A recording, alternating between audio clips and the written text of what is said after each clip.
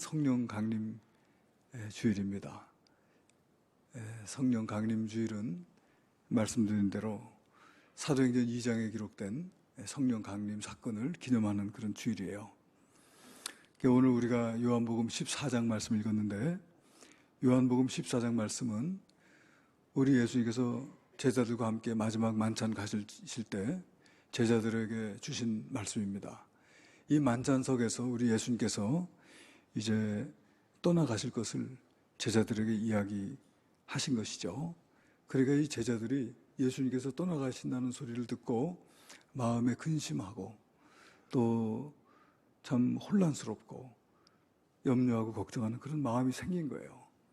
이제까지 예수님을 따라다니면서 예수님 말씀 듣고 예수님의 가르치심을 배우고 예수님께서 행하신 것을 보고 함께 먹고 함께 자고 또 우리 주님께서 이루실 그 새로운 하나님의 나라에 대한 꿈을 가지고 예수님을 따라다녔는데 갑자기 예수님 가신다니까 이게 무슨 소리입니까 주님, 이게 도대체 무슨 일입니까 하고 마음에 근심이 찾아오는 거예요. 그때 우리 예수님께서 제자들에게 위로의 말씀을 주십니다. 그 위로의 말씀 주신 게 요한복음 14장에 보면은 우리가 몇 가지로 나눠 생각해 볼 수 있는데, 첫 번째로 보게 되면 요한복음 14장 1절서부터 3절까지 보게 되면은 예수님께서 그러셨어요. 내가 지금 가지만 다시 올 거야.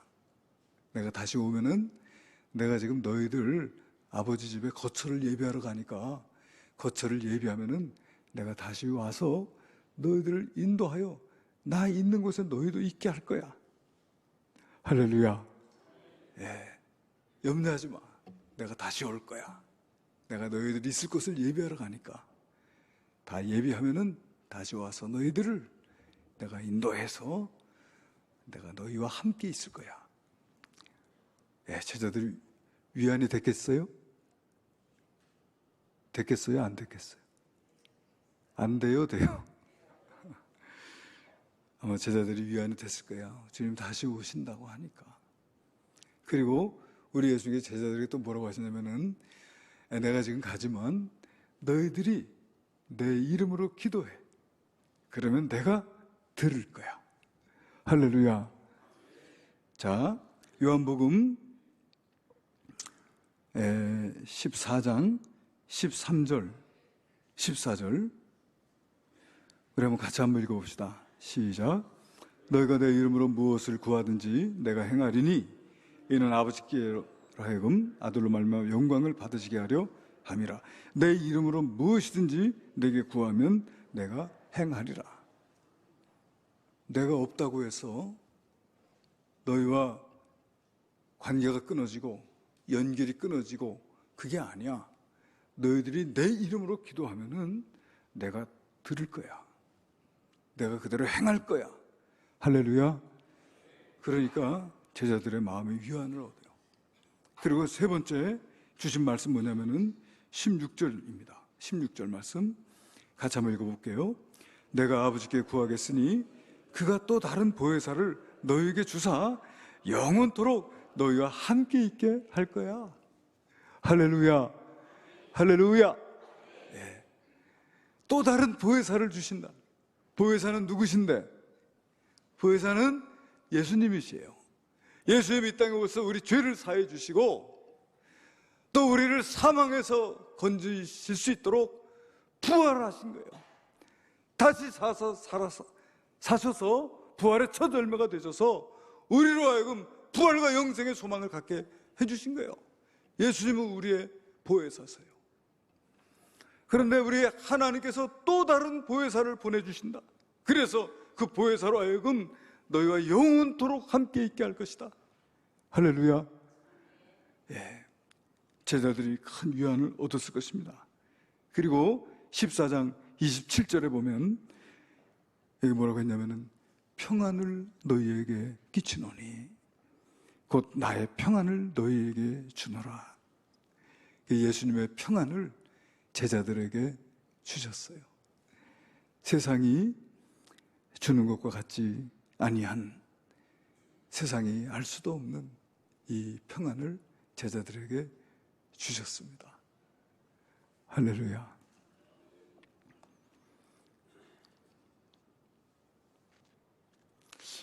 그러시면서 우리 예수님께서 또 무슨 말씀하시냐면은 요한복음 16장 7절에 보면은 내가 너희에게 사실을 말하겠는데 실상은 말이지 내가 떠나가는 게 너희에게 더 유익이야. 이런 말씀하셨어요. 한번 같이 읽어봅시다. 7절 시작.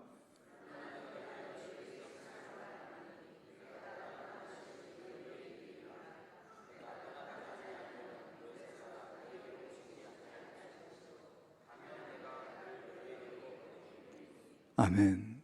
내가 가는 게 도리어 너에게는 유익이야. 여러분, 왜 유익입니까? 우리 예수님은 우리의 보혜사이시고 하나님이시지만은 우리 인간의 몸을 입고 이 땅에 오셔서 시간과 공간의 제한을 받으셨죠. 우리 예수님께서 우리 안에 들어와 계실 수는 없었잖아요. 그런데 이제 또 다른 보혜사 성령님은 하나님의 영이신 까닭에 어디서든지 함께 하시고 역사하시는 분이시다 이거예요. 그 우리 안에 들어와 내주하고 계실 수 있기 때문에 이런 말씀하신 게 아닌가요? 내가 가는 게 너에게 유익이야. 그 성령께서 오시면 너희 한 사람 한 사람 한 심령 그 속에 내주하시고 너희와 항상 어디서든지 어떤 상황에서든지 함께 하실 수 있기 때문에 너에게 유익이다 이렇게 말씀하신 것 같아요.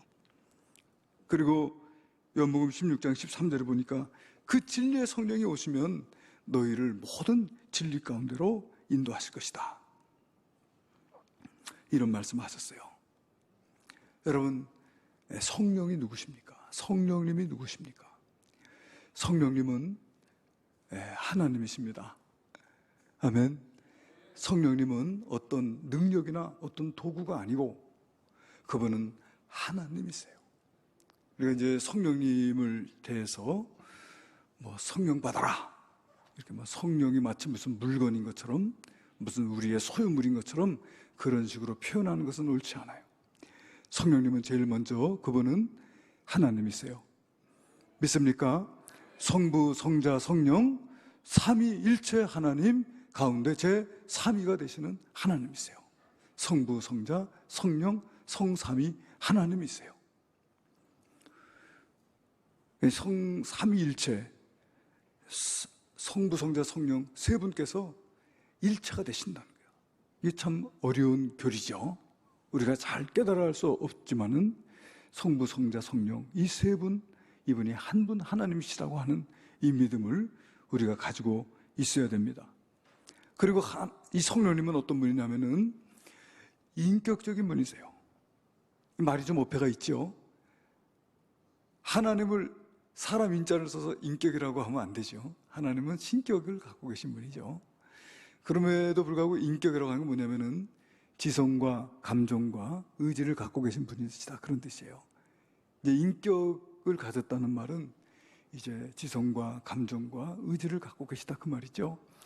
그러니까 그분은 마치 어떤 물건처럼 우리가 지니고 있는 것이 아니고 인격이신 까닭에 우리가 존중히 모셔야 되는 줄로 압니다. 아멘. 여러분, 제가 차를 말이에요. 집 밖에 하루를 세우든 일주일을 세우든 비를 맞고 눈을 맞히든 차는요 불만이 없어요. 상처받지 않아요. 왜요? 인격이 없기 때문에 그래요. 그러나 인격은 그렇지 않습니다. 우리가 소홀히 여기면 서운하고 함부로 대하면 상처받고 그게 인격이에요. 그래서 우리 성령님은 우리가 존중히 모셔야 될 분이에요. 믿습니까? 함부로 우리가 만만하고 만만하게 생각하고 홀대해서는 안 돼요. 우리 성령님은 존귀하신 하나님이시기 때문에 우리가 존중히 잘 모셔야 될 하나님이시라는 거예요. 그래서 성령님은 오늘 우리가 읽은 말씀에서와 같이 보혜사세요. 보혜사. 보혜사란 말은 우리가 일상적으로 잘 쓰지 않은 말이지만은 이 보호할 보자, 도울 보자, 그 보자와 은혜의 자, 그 스승사자를 써가지고 보혜사, 우리를 돕고 또 우리를 보호하고 또 은혜를 베풀어주는 선생과 같은 그런 존재다, 그런 뜻이죠. 헬라어로는 파라클레토스라고 하고요, 영어로는 헬퍼라고 이렇게 번역이 되는데 돕는 자다, 그런 뜻이에요. 돕는 자, 우리를 돕기 위해서 이 땅에 오신 분이에요. 오늘은 바로 이제 성령 강림하신 그날을 우리가 기념하는 날이에요.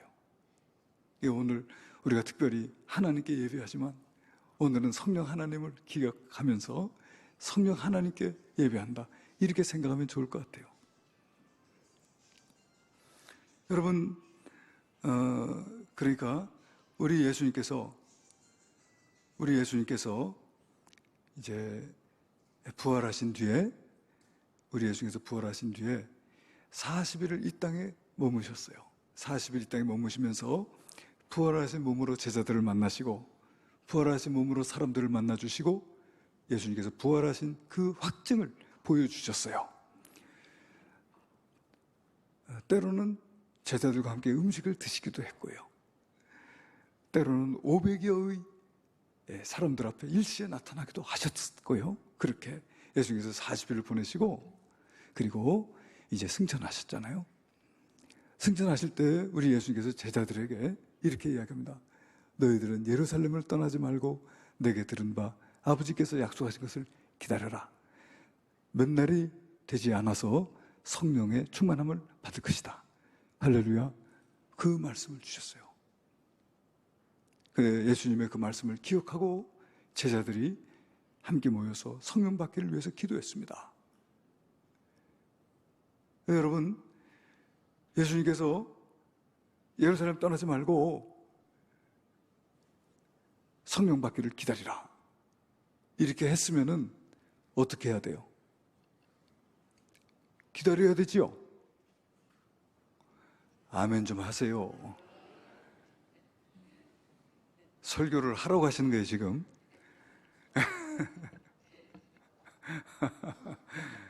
입장을 바꿔놓고 한번 해볼까요?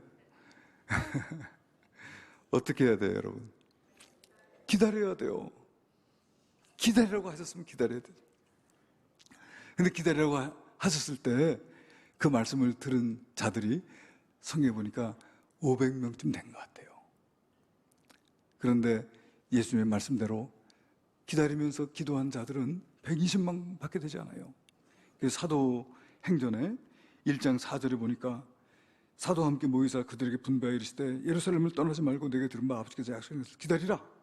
요한은 물로 세례를 베풀었으나 너희는 몇 날이 못되어 성령으로 세례를 받으리라, 이렇게 했습니다. 그러나 사도행전 1장 14절에 보니까 여자들과 예수의 어머니 마리아와 예수의 아우들과 더불어 마음을 같이하여 오로지 기도에 힘쓰더라 하고 뭐라고 했냐면은 이어서 모인 무리의 수가 약 120명이나 되더라 그랬어요. 120명이니까 나머지 380명은 어디 갔는지 지금 없어요. 여러분, 저와 여러분은 120명에 해당하는 그런 성도님들이 되시기를 주님의 이름으로 축원합니다. 꼭 4분의 1이더라고요. 25%예요. 여러분, 우리가 어찌하든지 우리 주님께서 은혜 주시고 우리 주님께서 역사하실 때 그 역사의 현장에서 그 은혜를 체험하는 저와 여러분이 되시기를 주님의 이름으로 축원합니다. 여러분, 그 오순절, 그죠?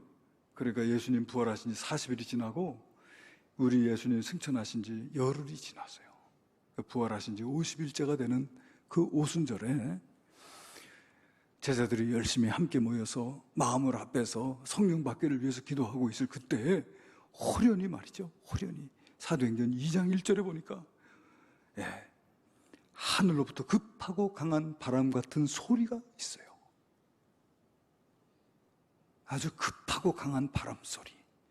그런 소리 같은 소리가 그 모인 그 집안에 가득했다 그랬어요. 그 소리가 어떤 소리였을까요? 그 소리 우리 같이 한번 내볼까요? 한번 해봅시다. 쉬. 온 방 안에 가득하다고 했는데 가득하지가 않으니까 다시 한번 해봅시다. 쉬. 할렐루야. 막 이런, 도대체 이게 뭐지? 이게 무슨 소리지? 하면서 거기 모여있는 사람들이 다 이상하게 생각하고 있을 그때에 불의 혀처럼 갈라지는 것이, 요즘 오늘 꽃꽂이 해주신 우리 권사님이 아마 이게 불의 혀처럼 갈라지는 형상을 꽃꽂이 해놓으신 것이 아닌가 싶어요. 여러분, 불이 타오를 때 말이에요, 그 불의 혀처럼 갈라지는 그것 아시죠? 그것이 각 사람 위에 머물러 있었다 그랬어요. 예. 각 하나씩 임하여 있더니, 이게 불의 혀 같은 것이 각 사람 위에 하나씩 머물러 있더니, 그들이 다 성령의 충만함을 받고 성령이 말하게 하심을 따라 다른 언어들로 말하기를 시작하니라.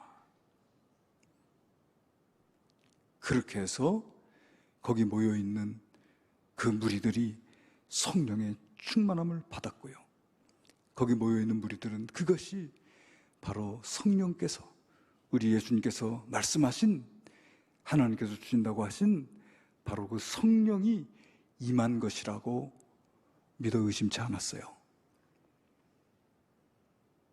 그 순간이 저는 마치 창세기 1장에 이 땅이 혼돈과 공허 가운데 있을 때 하나님께서 빛이 있으라 말씀하시니까 어둠이 물러가고 혼돈이 사라지고 그곳에 하나님의 창조의 질서가 임하게 된 것 같이, 당시에 근심과 두려움과 또 혼돈함 속에 무엇을 어떻게 해야 할지 알지 못하는 그 제자들의 심령 가운데 주의 성령이 임하는 그 순간, 여러분, 어둠과 혼돈은 사라지고 주님의 말씀과 주님의 은혜와 주님의 그 성령의 충만함 속에 그 심령이 새로워지는 역사가 있게 된 줄로 믿습니다. 그 순간이 말이에요, 교회가 시작되는 순간이요, 그 순간이 두려움이 사라지고 복음의 열정으로 충만케 되어지는 순간이요, 우리 주님께서 내가 이 반석 위에 내 교회를 세우라고 하신 그 교회가 이 땅에 세워지는 순간이었다라고 하는 거예요. 놀라운 역사가 나타나기 시작합니다. 거기 모여서 막 방언으로 말하기를 시작하는 그 제자들의 모습을 보고 사람들이 놀랐어요. 야, 너희들 도대체 지금 대낮인데 뭐 술 마셨니? 너희 낮술 먹었니? 하면서 제자들을 비웃는 사람들이 있었어요. 그 자들에게 베드로가 일어나서 이것은 우리가 술 취한 것이 아니다. 이것은 구약의 선지자를 통해서 예언하신 주의 성령께서 임하신 것이다. 담대하게 이야기를 했어요. 구약 요엘서 2장 28절로 29절에 보니까 그 후에 내가 내 영을 만민에게 부어주리니 너희 자녀들이 장래일을 말할 것이며 너희 늙은이들은 꿈을 꾸며 너희 젊은이들은 이상을 볼 것이며 그때 내가 또 내 영을 남종과 여종에게 부어줄 것입니다. 할렐루야.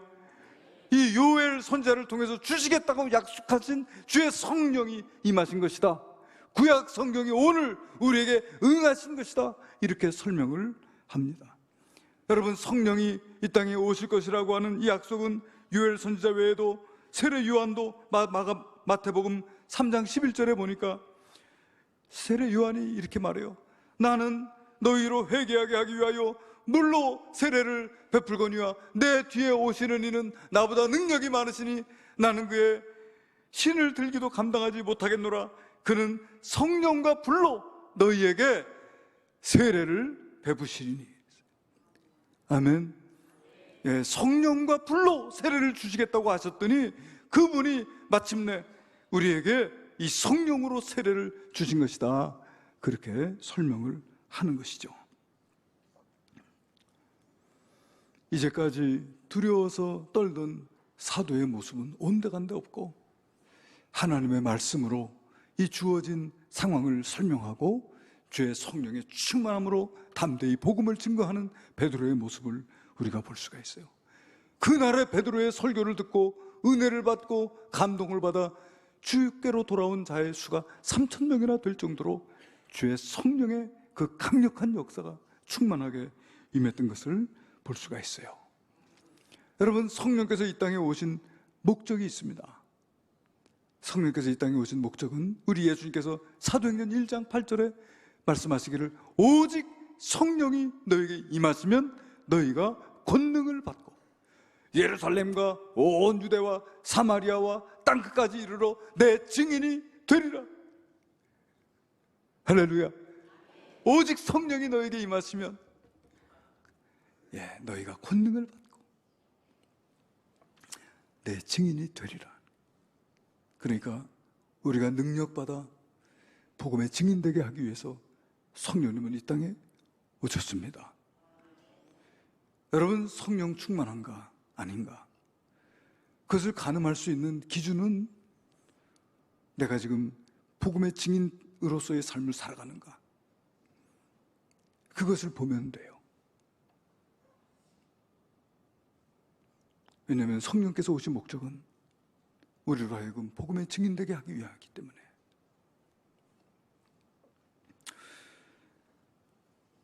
성령의 충만함을 입어 예수님의 복음의 증인으로서의 삶을 살아가는 저와 여러분 되시기를 하나님께서는 간절히 원하고 계신 줄로 믿습니다.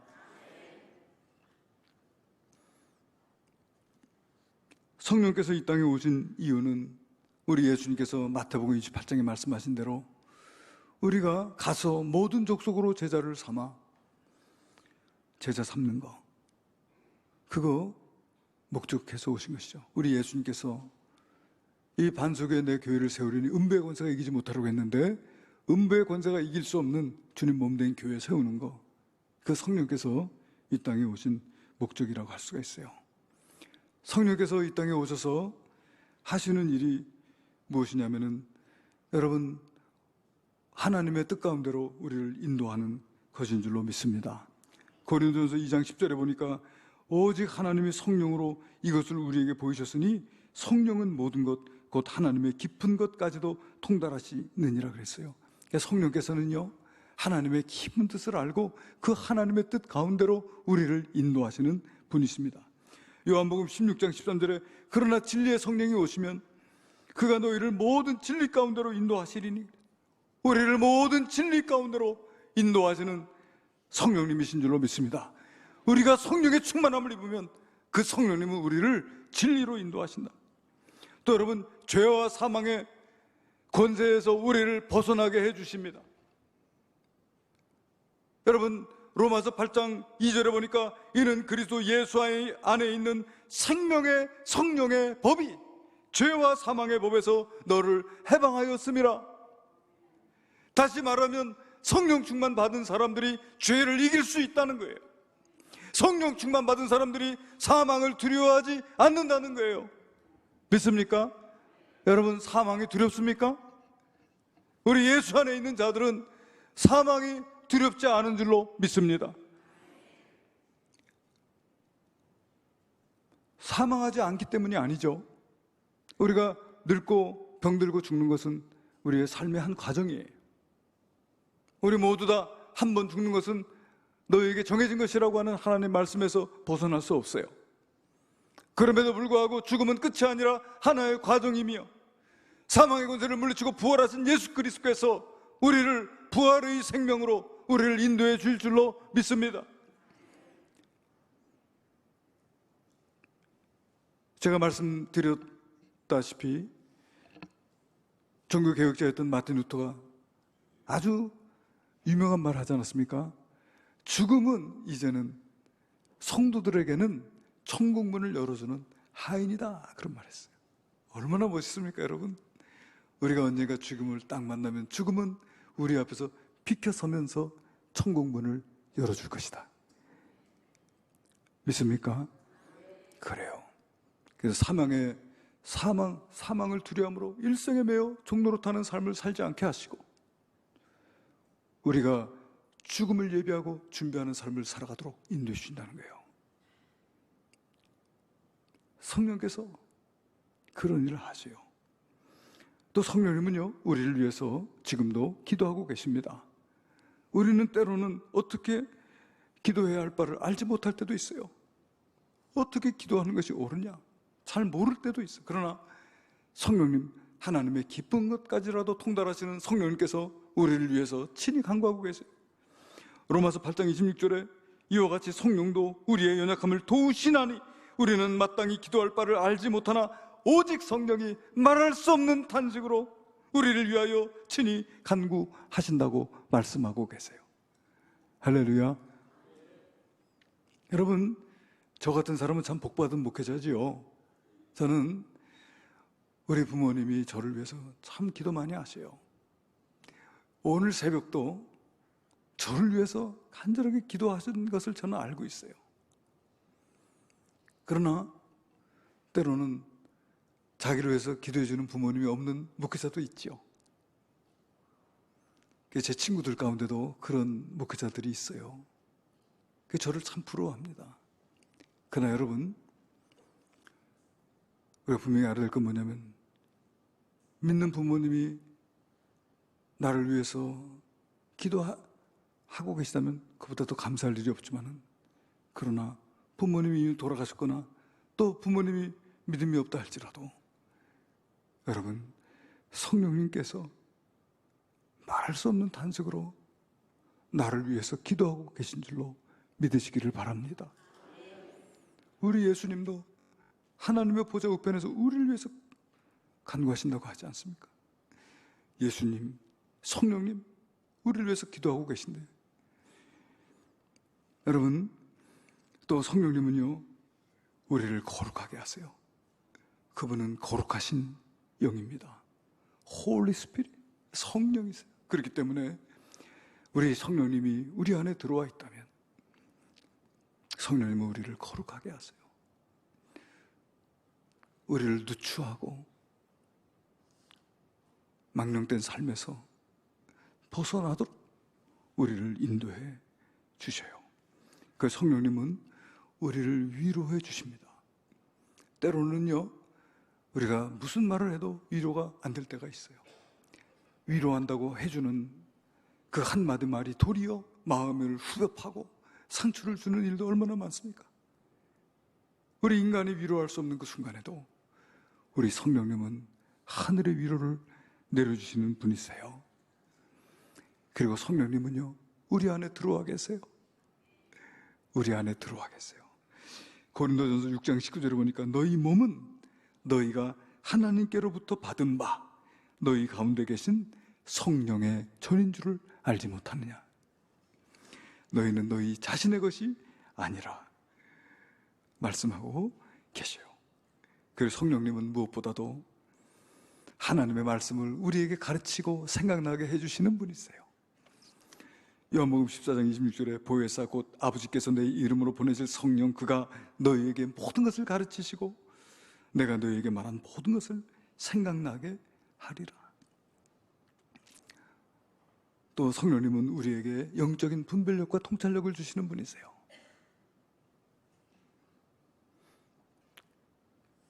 여러분,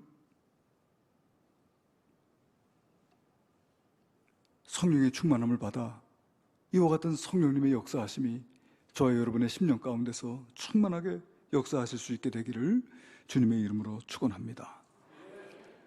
우리가 예수를 주로 모시게 되면 우리의 심령 깊은 곳에 이루 형용할 수 없는 놀라운 변화가 나타나요.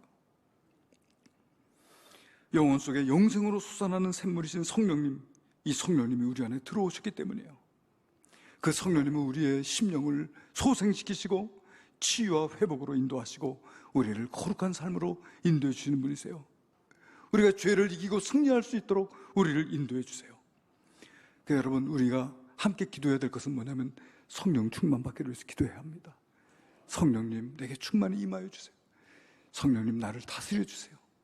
성령님, 제가 성령님의 음성을 들을 수 있도록, 내가 성령님께 순종할 수 있도록 주님이 인도해 달라고 기도해야 될 줄로 믿습니다. 여러분, 어떻게 그러면 성령 충만 받을 수 있느냐는 거예요.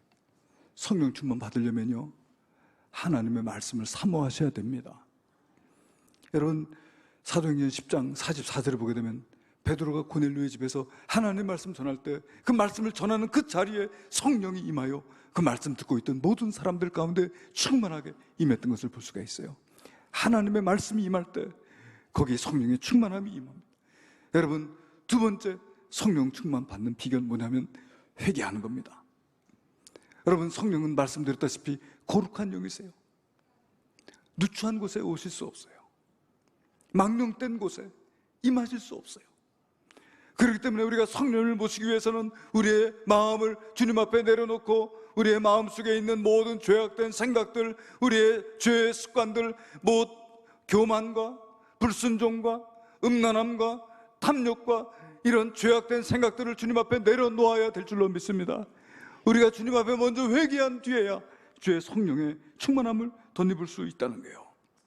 베드로의 설교를 들은 사람들이 가슴을 치며 베드로에게 묻습니다. 형제들아, 우리가 어찌할꼬 할 때에 베드로의 말이 너희가 회개하여 각각 예수 그리스도의 이름으로 세례를 받고 죄 사함을 받으라. 그리하면 성령의 선물을 받으리니.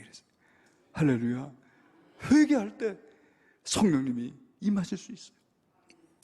여러분, 우리 한국에 1907년도에 평양태 부흥 운동이 일어날 때 그 시발점이 됐던 것은 여러분 평양 장대인교회 길손주 목사님의 회개입니다.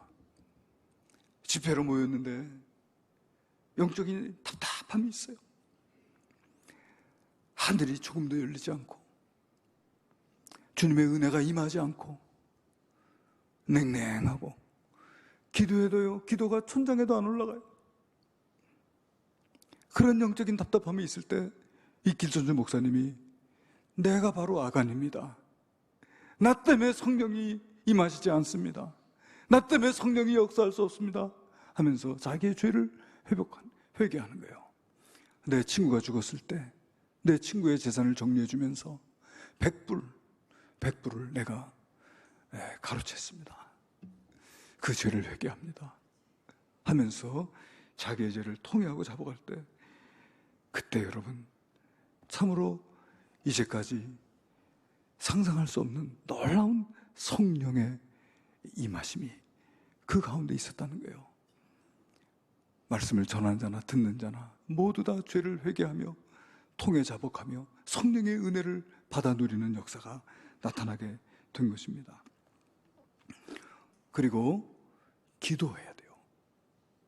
그 성령의 충만함을 사모하는 마음으로 성령 충만받기를 위해서 기도해야 합니다. 사모할 때 그 사모하는 심령에게 우리 주님께서 성령의 은혜를 주시는 줄로 믿습니다. 그 말씀을 사모하고 회개하고 오로지 기도하기를 힘쓸 때 주의 성령께서 임하시는 거예요. 그 제자들이 다락방에 올라가서 마음을 같이하여 오로지 기도에 힘쓸 때 성령이 임하시게 되었다는 것이죠. 간절히 사모하는 마음, 술 취하지 말라, 이는 방탕한 것이니 성령의 충만함을 입으라. 주여 내게 성령의 충만함을 주시옵소서. 간절한 마음으로 사모하고 기도할 때에 우리 주의 성령께서 우리들 가운데 충만하게 임하시게 될 줄로 믿습니다. 오늘 성령 강림 주일인데 특별히 우리 성령님을 찬양하고 같이 성령 충만 받기 위해서 잠시 기도했으면 좋겠는데요. 우리 찬송가 186장 함께 찬양 드리시고 우리 성령 충만 받기 위해서 함께 기도하는 시간을 갖도록 하겠습니다. 186장 찬송입니다.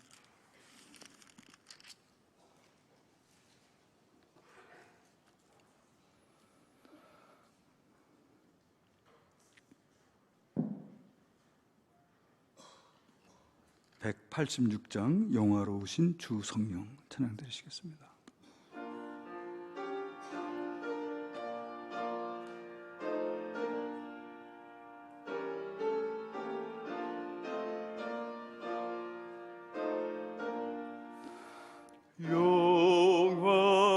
영화로우신 주 성령 나의 마음 비추사 어둠 몰아내시고 밝게 하여 주소서. 전능하신 주 성령 성결하게 하시고 나의 마음을 살피사 죄를 멸해 주소서. 화평하신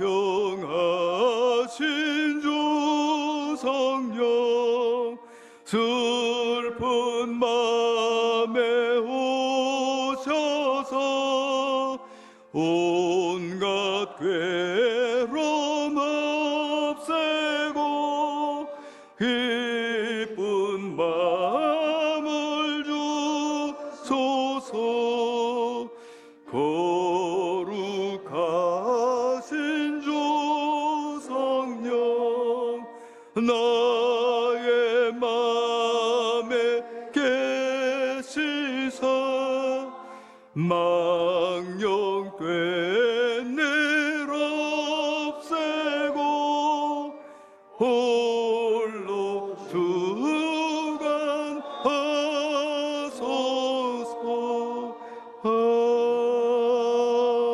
아멘.